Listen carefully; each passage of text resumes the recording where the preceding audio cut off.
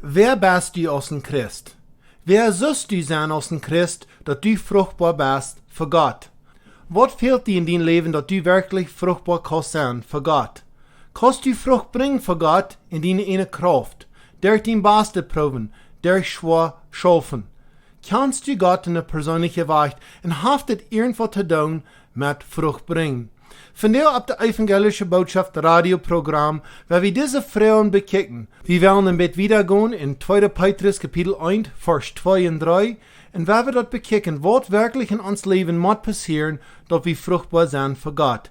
Mijn naam is Wes Hepner. Ik zie dankbaar dat je deze tijd genomen, deze nächste halve Stunde te met ons zijn. Mag God je wirklich segnen für je tijd, geven in dit radioprogramm harten.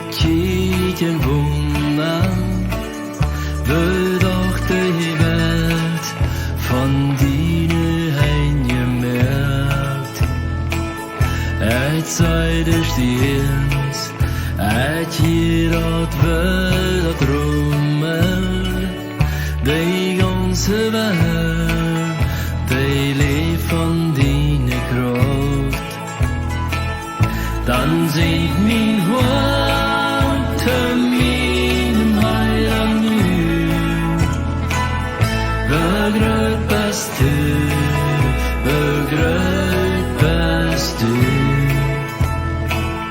Dan zingt mijn hart te mijn heiland nu. Begroot bist du.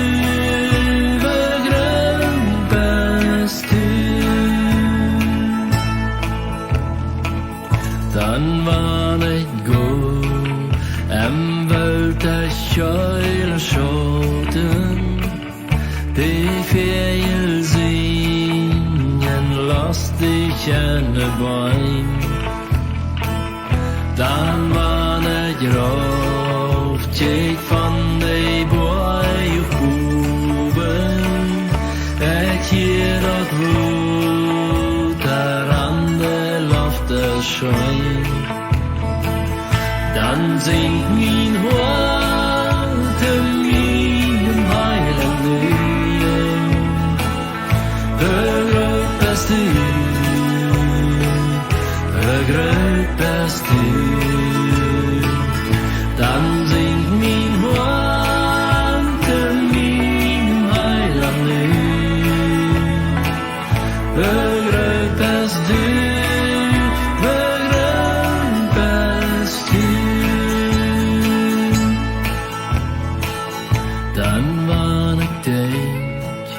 Gott uit in zijn schöne, all meine Schuld, durch hij wat zijn dood.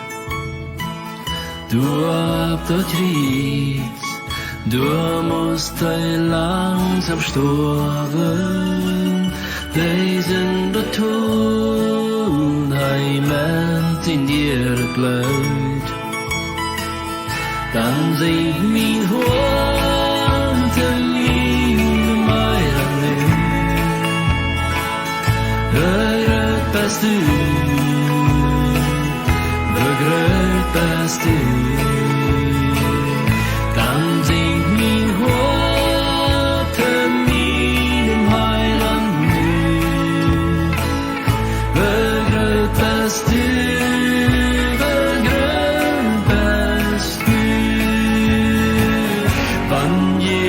Ja, dem Siedetchen ja holen, dann vor ein Mensch am Lohn Himmel. Ich bin am Hohen, wo Leiber Gott am Himmel, ich sei noch Gott und habe Glück. dann singt mein Hort min Meiland nu. Begrüßt bist du, begrüßt bist du, dann singt mein Hort min Meiland nu. Begrüßt bist du,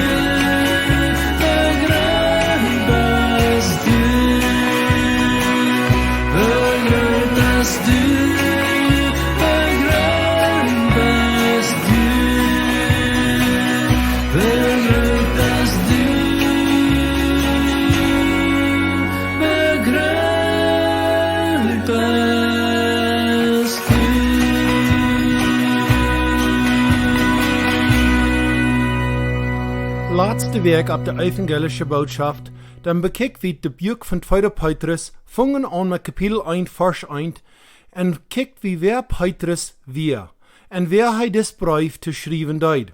En we fangen uit dat Petrus wie een deiner, Petrus wie een apostel. En een deiner is einer, der is wel ons tem irgendwat dank voor zijn meester. En Petrus zijn meester wie Jezus Christus. En hij wie wel ons irgendwat te dank voor zijn meester. En een apostel is einer, wat Jezus Christus nafolgen deed. Einer, wer haf Jezus gesehen, persönlich. Einer, wer haf gehorcht ne seine Lehr. Einer, wer haf gegaan mit Jesus, haf man am geredet, haf am vielleicht Frauen gefragt. Wer haf am gesehen, en Petrus wie Sauna, hij hat am gesehen, genommen von den Soldaten, hij wie fern gerecht, en hij wie gekreuzigt. En von des Petrus, des deiner, des Apostel, kommt des Brief. Net as geschreven te de gemeinde, te de kerk, die wat dezelfde dieren geloven han als Petrus. En laatste werk erklärt ik een beetje, wo we wel doorgaan, vers bij vers, dis kapitel, en zijn, wo Gott te ons wel besonders reden.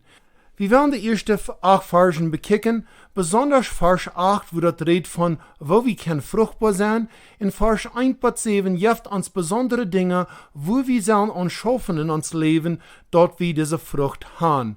Diese wahre Frucht, wat we für Jesus kan drehen. Laatste Mal kommen wir bloß ein Vers durch, und ditmal werden wir proben Vers 2 und 3 auch durch zu gehen. So 2. Petrus, Kapitel 1, von Vers 1 bis 8.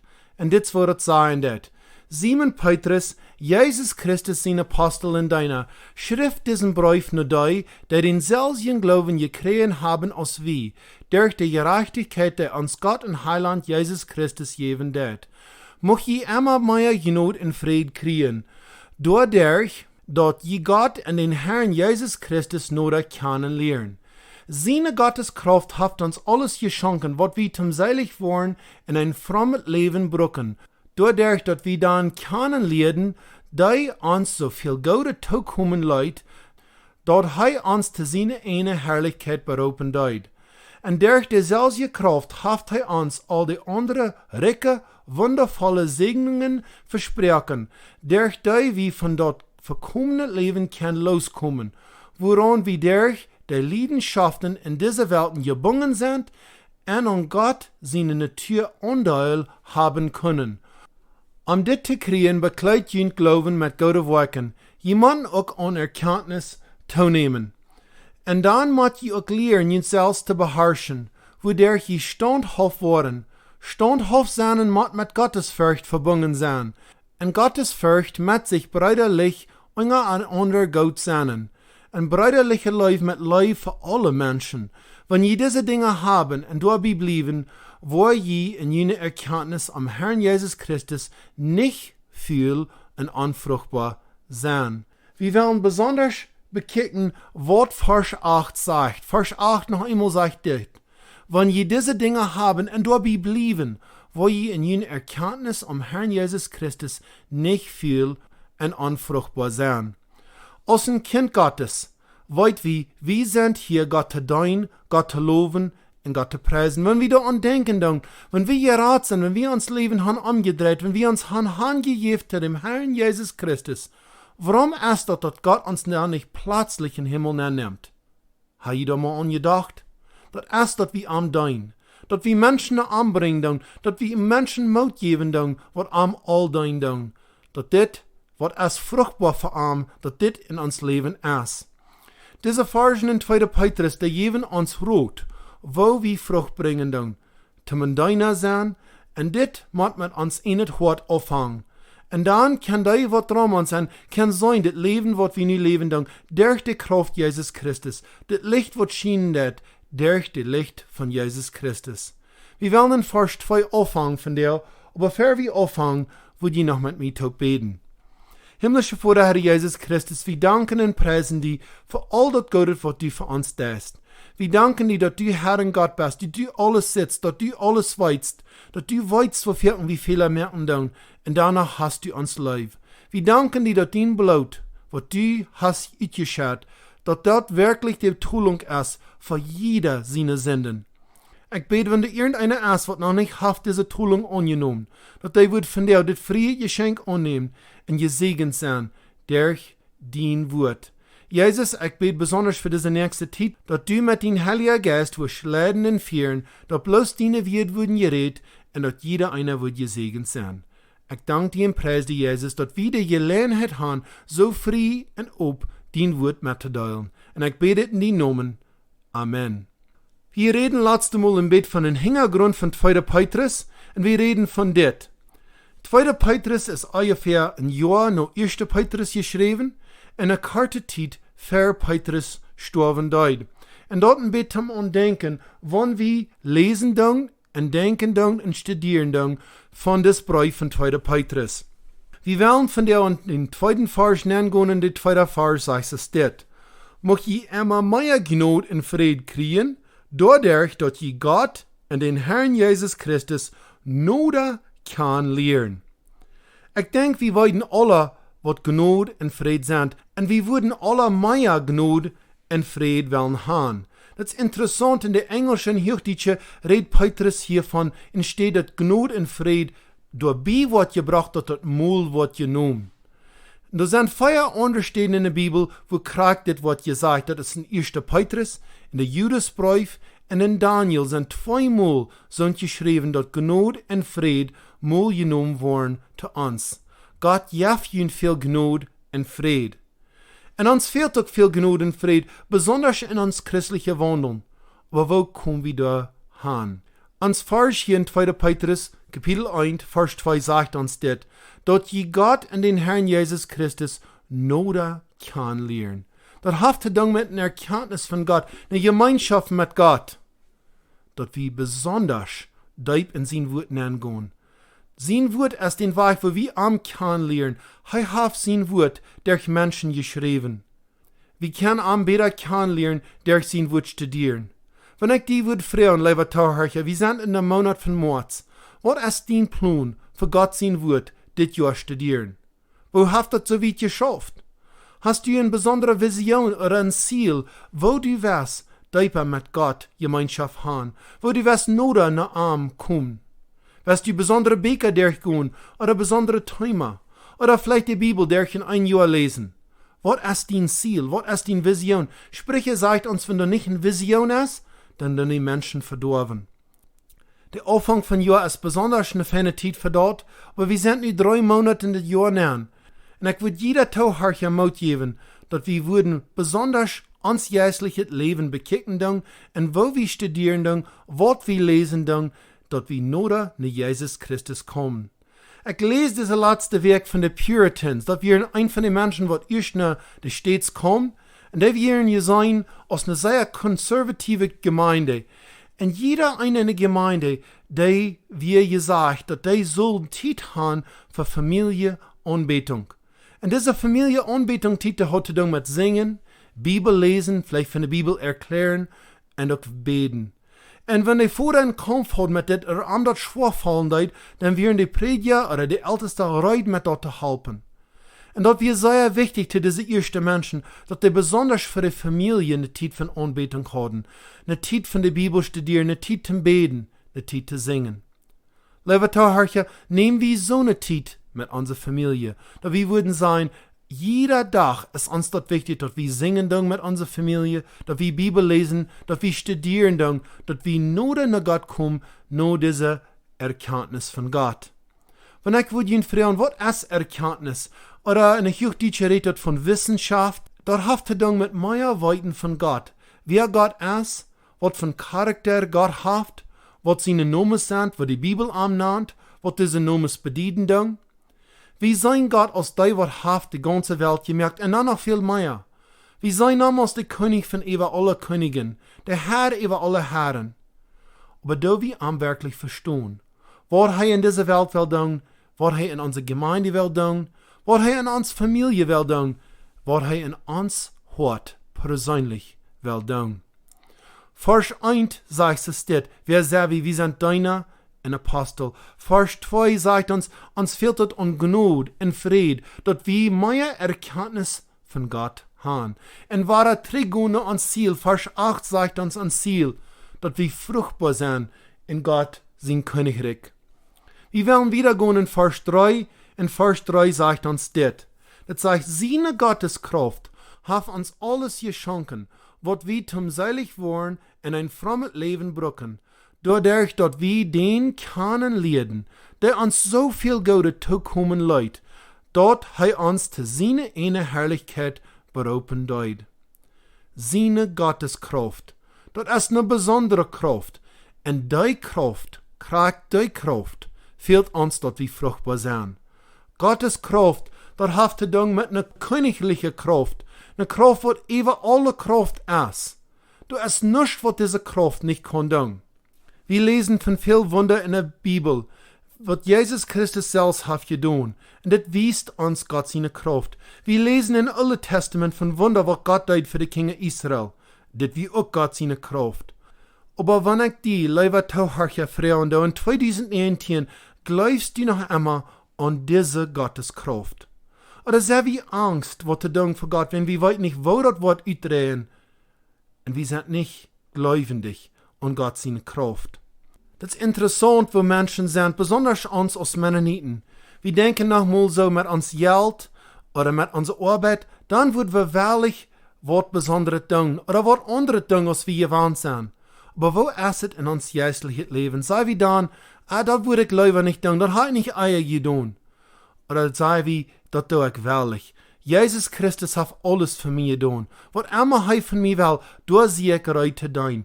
Gott seine Kraft wird mich helfen. Gott seine Kraft wird mich durchleiten. Gott seine Kraft wird mich führen.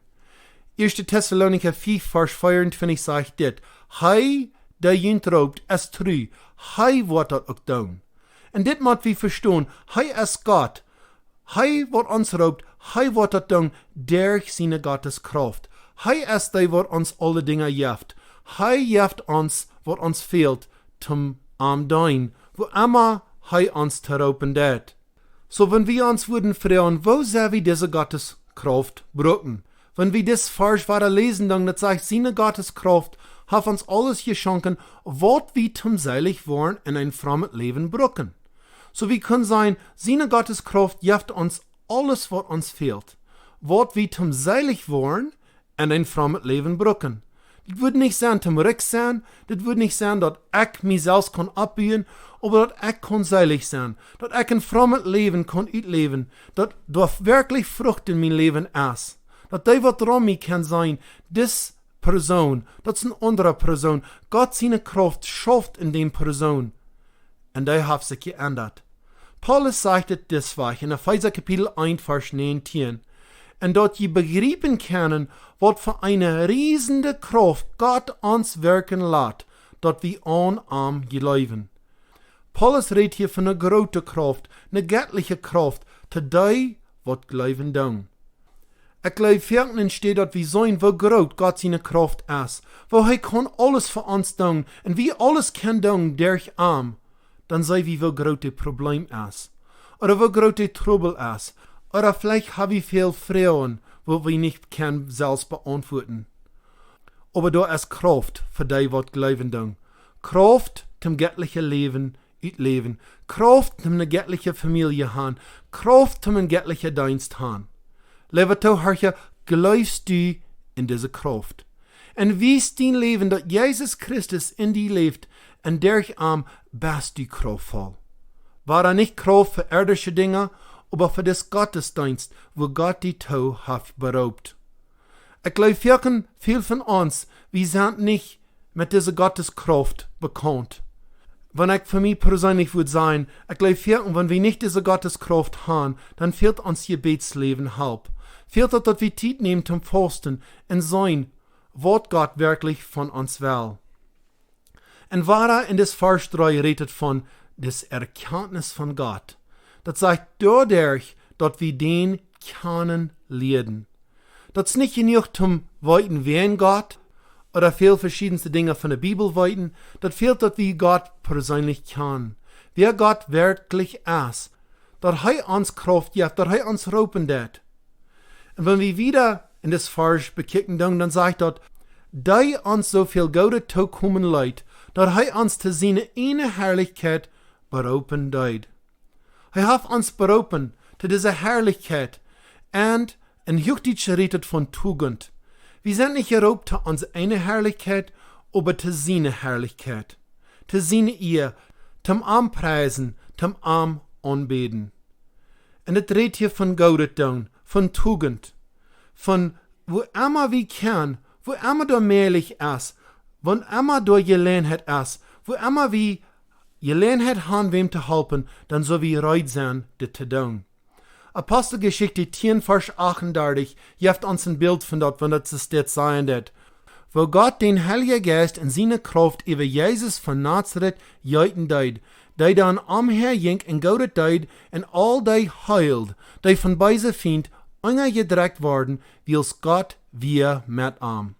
Jesus wie ein Bild von rumgehen in Gaudet down, unterhalten, doen wat recht wir. Und even wenn wir gesagt, hij deed wenn Gott wir mit am. Epheser 6, Vers 7 sagt es dit, dort gewissen hoft dort, wat je glauben, dat Gott gefallen wird. Wir sind berufen zum Gaudet tun, zum andere erleben und Segen sein, zum enthalten, zum wirklich wiederbringen in ein jährliches Leben. Wenn ich die würde fragen, was das hat für die, wenn da wär, was scheinet für die dat, ein Segen für die ist, die Motto sprechen dat. Wenn wer dat Wort, was du nicht hast verlangt von den Personen, aber die dat hat freiwillig, die zum Segen sein. Das bringt besonders Mut in einem sein Leben, wenn wer einem so gaudet dat. Wir reden erst von dieser Kraft Gottes und wo diese Kraft besonders für die Gläubende ist, aber das ist besonders für Gläubende für das Ziel. Und das Ziel ist, dass wir Gott dienen, dass wir Gaudet tun, durch die Kraft Gottes, nicht durch unsere eine Kraft. Zum das alle Top holen, wer wir Vers 1 waren mit bekicken. Wer sind wir als Christen? Wir sind Diener und Apostel. Wir sind hier zum Dienen und wir haben eine Botschaft. Vers 2, Petrus wünscht uns Gnade und Fried. Diese Gnade und Fried soll mal genommen. Und dann kommen wir wieder in unsere Erkenntnis mit Gott, in uns Heiland Jesus Christus. Uns fehlt, dass wir persönliche Erkenntnis haben mit Gott und dass er in uns leben wird. Und alles in uns Leben merkt den Kranz rum an. Vers 3 sagt es, Gott gibt uns all die guten Dinge, was uns fehlt für uns Leben, dass wir kein mehr als arm sein, durch seine Kraft. Aber wahre, das braucht, dass wir am Kandung persönlich. Wir sind hier zum am Verherrlichen, wir sind die, was für arm hier anstehen, hier auf dieser Welt. Aber wenn wir da denken, was ist unser Ziel? Vers 8 gibt uns ein Ziel, dass wir fruchtbar sind, dass wir nicht viel sind, dass wir in Dienst für uns Herr und Heiland Jesus Christus tun. Wenn einer von der in der Welt kicken det, oder even in der Kirche, da sind so viele Christen, die wirklich nicht diese Kraft Gottes in ihr Leben haben.